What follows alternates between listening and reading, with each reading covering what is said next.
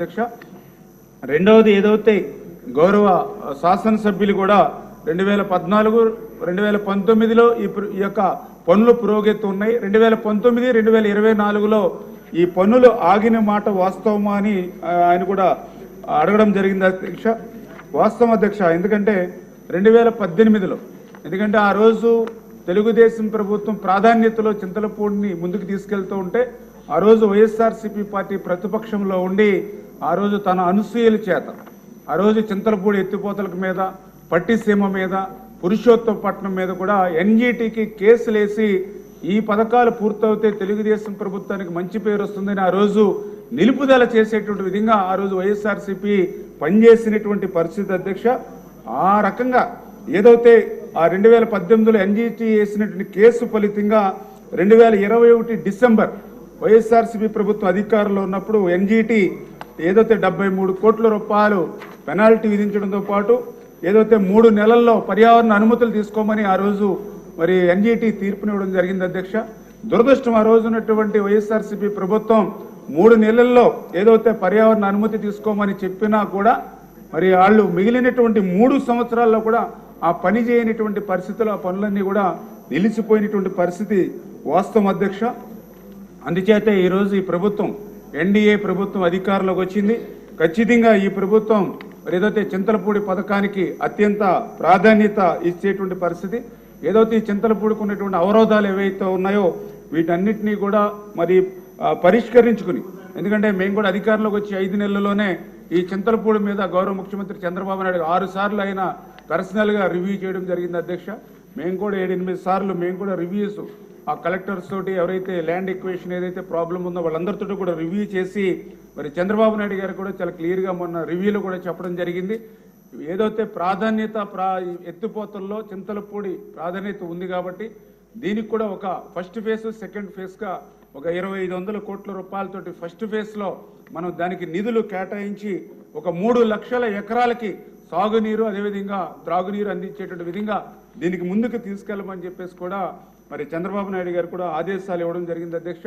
ఆయన ఆదేశాలకు అనుగుణంగానే మొన్న పెట్టినటువంటి బడ్జెట్లో కూడా నిధులు సమస్య ఉన్నప్పటికీ కూడా చింతలపూడి పథకానికి ఆ నిధులు కూడా మన బడ్జెట్లో మరి కేటాయింపులు జరిగినటువంటి పరిస్థితి కూడా మీకు తెలుసు కూడా అధ్యక్ష. అదేవిధంగా ఏదైతే ఇంకా సేకరణకు సంబంధించి ఇంకా 934 ఎకరాలు ఇంకా సేకరణ చేయవలసి ఉంది అధ్యక్ష. ఇందులో కూడా మరి 4 రకాలుగా, అంటే ఒకటి కొంతమంది రైతులు కోర్టులకు వెళ్ళి స్టేలు తెచ్చుకున్నటువంటి పరిస్థితి ఉంది. కొంతమంది రైతులు కోర్టులకు వెళ్ళకపోయినా ఫిజికల్గా అక్కడ ఏదైతే వాళ్ళకి ఇచ్చినట్టు అవార్డు ఏదైతే ఉందో అది అమౌంట్ సరిపోవట్లేదని కొంతమంది ఫైట్ చేస్తున్నటువంటి పరిస్థితి ఉంది.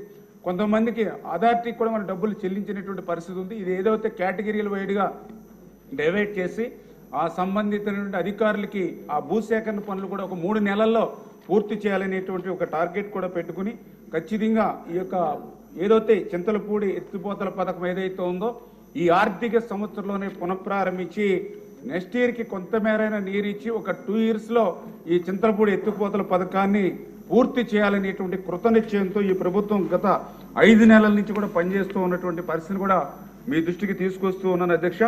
మరి ఈ సందర్భంగా ఒక చిన్న విషయాన్ని కూడా, అంటే ఈ 5 నెలల్లోనే ఇంత కష్టపడి ఇన్ని నిధులు కేటాయించి ఈ ప్రాజెక్టుని ముందుకు తీసుకెళ్ళడానికి అటు ముఖ్యమంత్రి గారి దగ్గర నుంచి ఎన్డీఏ ప్రభుత్వం పనిచేస్తూ ఉంటే ఈ వైఎస్ఆర్సీపీ తనకి ఒక కరపత్రిక ఉంది అధ్యక్ష. ఏదైతే వాళ్ళ అవినీతి పత్రిక, ఏదో నిన్ననే వాళ్ళ పత్రికలో కూడా ఇప్పట్లో జల్లేరు రిజర్వాయర్ లేనిట్లే అని చింతలపూడి పథకం మీద వాళ్ళ కరపత్రిక సాక్షి అవినీతి పత్రికలో ఒక ఆర్టికల్ ఇవ్వడం జరిగింది. నేను కూడా చెప్తూ ఉంటా, ఏదైతే మనం కూడా సిగరెట్ ప్యాకెట్ మీద చూస్తూ ఉంటాం, పొగ తాగుట ఆరోగ్యానికి హానికరం అని. అదేవిధంగా సాక్షి పత్రిక చదవడం కూడా ఆరోగ్యానికి హానికరమే అధ్యక్ష. ఎందుకు నేను ఈ మాట చెప్తున్నానంటే ఏదైతే జల్లేరు రిజర్వాయర్ లేనట్టే అని చెప్పేసి వీళ్ళు ఈరోజు వాళ్ళ పత్రికలో మ్యాటర్ వేసుకున్నారు.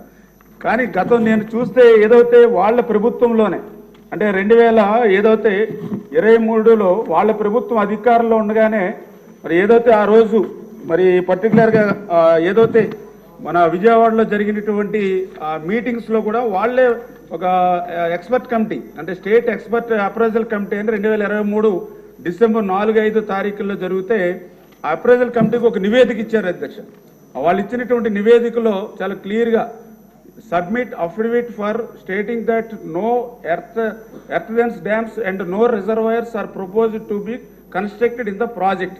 అంటే చాలా క్లియర్గా వన్లో అఫిడవిట్ సబ్మిట్ చేశారు. ఈ చింతలపూడి ప్రాజెక్టులో రిజర్వాయర్స్ ఏమీ కూడా మేము ప్రపోజల్ చేయట్లేదని వాళ్ళే ఆ రోజు రిజర్వాయర్ని ఎత్తేసినటువంటి పరిస్థితి అధ్యక్ష.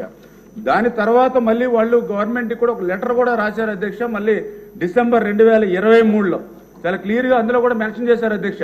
జల్లేరు